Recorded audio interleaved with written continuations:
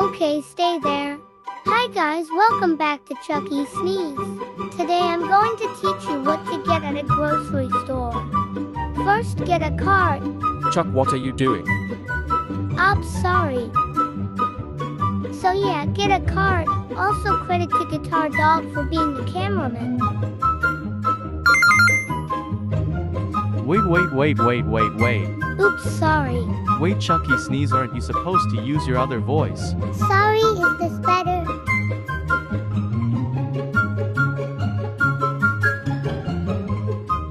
I am so grounded when I come home. You see, I'm at the grocery store, and Mama Sneeze said no sneaking out.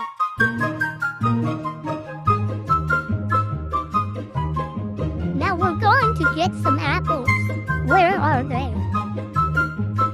Chuck, you're so blind, I don't even know why I'm doing this for you. Shut up, cameraman. I found them.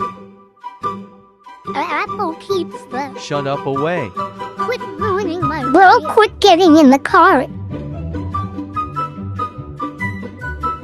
Next, get some water.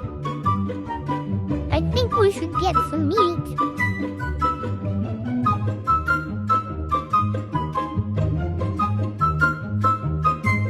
Delicious.